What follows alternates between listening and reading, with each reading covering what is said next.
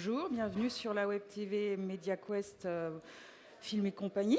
À mes côtés, Jacques Morel, qui est directeur associé du pôle corporate CAPA, une société qui fait partie d'un groupe adossé au groupe Newen depuis maintenant 5 ans. 5 ans. Et qui s'est imposé depuis plusieurs années et qui aujourd'hui est actuellement leader et en première place en termes de production de documentaires. Donc, parmi toutes les activités du groupe, beaucoup de diversité et une certaine porosité entre les unités. Et aujourd'hui, avec l'émergence du numérique, de nouveaux formats et qui joue en votre faveur, justement, tous ces pôles qui s'agencent et une bonne circulation, ça change quoi pour l'unité corporate de CAPA ? Alors, c'est vrai que vous l'avez rappelé, hein, le code génétique de CAPA, c'est d'abord d'être une agence de presse.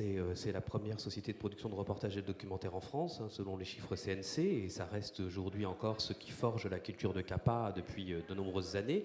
Mais c'est vrai que CAPA, c'est aussi devenu la fiction, avec CAPA Drama, qui produit notamment de la fiction originale pour Canal, avec des séries comme Braco, et puis une série, je pense, dont on va beaucoup parler cette année, qui est Versailles, qui est la plus grosse série française jamais produite, un budget important, tourné en anglais, des showrunners américains.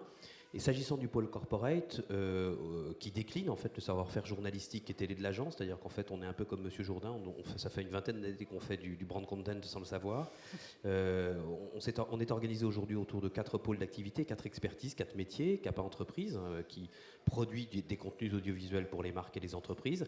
CAPA Pictures, qui est né il y a 2 ans et qui se développe beaucoup, qui est en fait l'agence photo corporate de CAPA et qui réunit 170 photographes dans 100 pays, ce qui nous permet d'accompagner nos clients là où ils se trouvent et où ils se développent.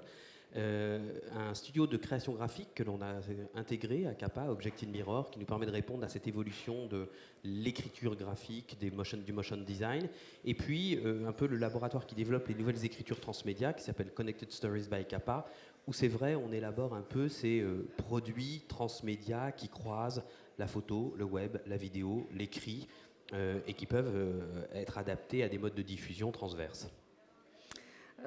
Qu'est-ce qui prévaut justement par rapport aux écritures transmédia, la créativité ou l'intégration des nouvelles technologies ?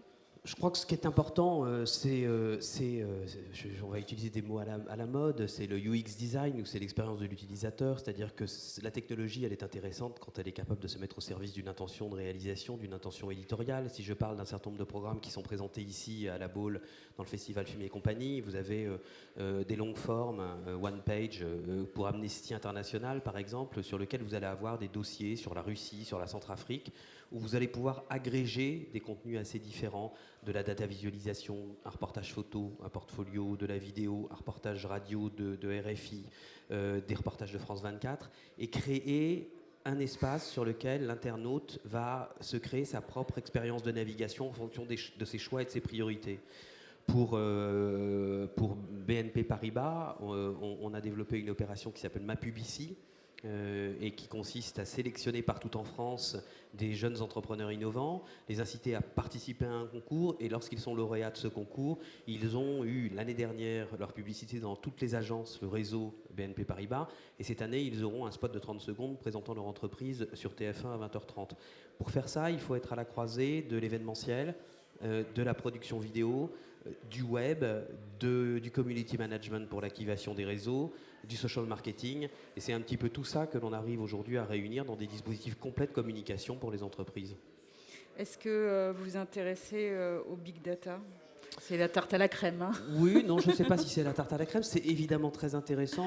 On ne s'y intéresse pas dans le sens où nous, on n'est pas une 2S2I. C'est-à-dire qu'il faut aujourd'hui, pour développer ces outils un peu nouveaux, c'est vrai, des sports de personnages un peu mutants, qui sont à la fois des gens qui sont créatifs, qui ont un certain sens de l'éditorial et qui savent faire un peu du code, autant de choses assez différentes. Mais le big data, la création d'algorithmes, la gestion de bases de données pour essayer de toucher des clients de manière extrêmement ciblée, c'est pas notre cœur de métier.